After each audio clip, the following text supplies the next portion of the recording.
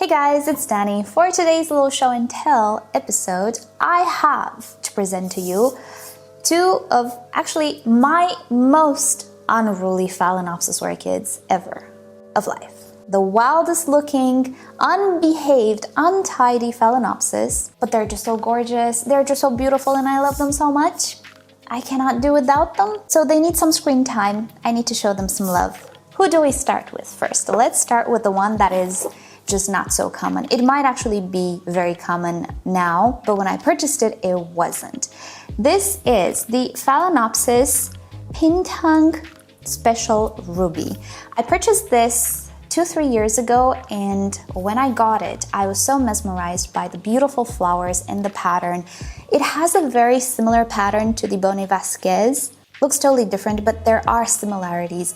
And I find that pattern to be so unique and beautiful that when I saw this one, I thought, oh, this is mine. It has my name on it. But I didn't think it would actually look like the picture, because sometimes when hybrids are produced, they will obviously come from seeds and not all of them will look the same. Some of them will be completely different. So I didn't know if the picture was what I was gonna get or not, but thankfully it was. Is this a Mary clone? I don't know. It is slightly different from the picture, but close enough for me to be happy. Now, sadly, this orchid has a pattern that I personally don't enjoy the most, in the sense that, look at this unruliness. I'm not even gonna count. Am I? I will actually. 1, 2, 3, 4, 5, 6, 7, 8, 9 flower spikes, 10 plus branches. On paper, it sounds good. On paper, it's the dream, right? In reality, it's this. Now, it's not that it's not pretty, it's just that it's untidy.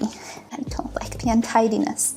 But the flowers are just so pretty, it's easy for me to overlook. But I also have display problems. Where am I going to put this orchid for me to see it? Because the flowers are facing whatever direction, since the flower spikes are growing in all directions. Right now I have it on a very high shelf, and I'm hoping it's gonna produce all of its flowers towards the light, which is coming from here. Does it? No. I mean, this flower was facing the wall.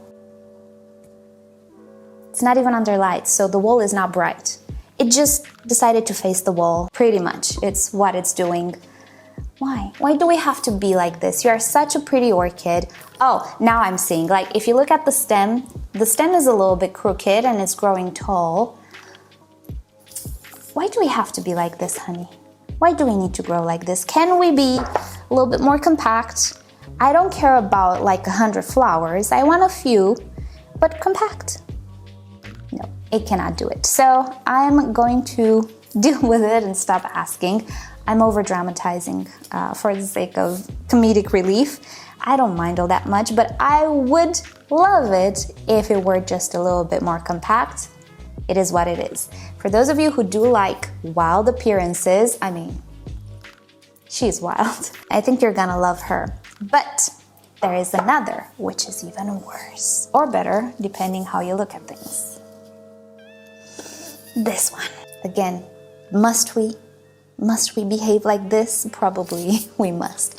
This is Phalaenopsis Bastiani. This is a species. This one was a hybrid, by the way. Now, fear not, it is not taken from the wild. Orchids have been mass-produced in cultivation through tissue culture for years at this point. So if you purchase these orchids from reputable nurseries, most likely they are producing cultivation. But look at it. Again, such beautiful flowers, and honestly, it is just a little bit more tidy and more compact than this one. And the flowers are just a little bit more behaved in the way they're facing, but still we have flowers that are facing the wrong direction. Must you? Yes. It's a beautiful orchid. Is it fragrant? Not so much. I actually don't know if this one is fragrant. Why don't I know? Yeah, it's a little bit. It has that fruity, dusty fragrance that I don't care for that much, but it's something.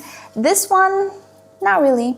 I wouldn't say it's fragrant, but I do really love the coloration and the pattern of the flowers. The flowers are also small, and I have a little bit of a weakness for very, very tiny flowers. produced in massive numbers. So the flower display is beautiful, but the orchid, again, not only is she growing pretty much everywhere, but we're also producing keikis everywhere. And actually, I did share some keikis from this orchid with some viewers. And again, she's up to no good. We have 3 keikis now. I'm curious though, if I let them be, what happens or how it will look like, because the keikis are actually producing flowers as well. So they add to the display. I'm not sure if they add to the overall look. You know what it reminds me? It reminds me of spider plants, which, don't get me wrong, they're beautiful, but they're kind of a very, very common house plant. So if you're looking for something unique, you know, this display reminds me of that house plant. But I can see the appeal, especially if I let the keikis be. You know how the spider plant actually creates those spikes? I'm not sure how they're called. I'm not good with these house plants. I know orchids. So you know how it creates baby plants off of those shoots? Now that I think about it, it is a beautiful plant, isn't it? Maybe I should get one. Sidetracked.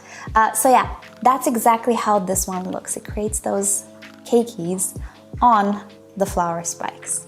So I might let them be and see what happens. I'm gonna let it go fully unruly and we're gonna see what happens. Maybe it's gonna end up looking nice. Maybe it's not going to be such a hassle. It is a hassle though to display, that is for sure, because I don't actually have open surfaces. I have shelves. If I would have a display table, I think this one will look gorgeous, right? I don't. So I have to create some spaces that do actually receive light in proper conditions as well. So yeah, these are my 2 Phalaenopsis orchids that are very, very unruly. I love them dearly, but it would be nicer for me and my possibilities for them to be a little bit more compact. Well, you can't have them all, but if you guys like this unruly display, these are 2 recommendations that I have for you. They take the same care as any other polychilous Phalaenopsis. They do not need that cool down. They will bloom throughout the year, and mine actually bloom throughout the year. But I do see that when it's warmer, when it's sunnier, they do bloom a lot more than in the winter. So if you have a warm climate, these guys are for you. If you don't, these guys are still for you because they will bloom in the summer. Righty, so with that said, thank you so much for watching. Hope you've enjoyed this little short Wednesday video. Let me know if you guys have these orchids and if they become unruly for you as well. Righty, so with that said, I hope you'll have a great day. I'll see you next time. Bye.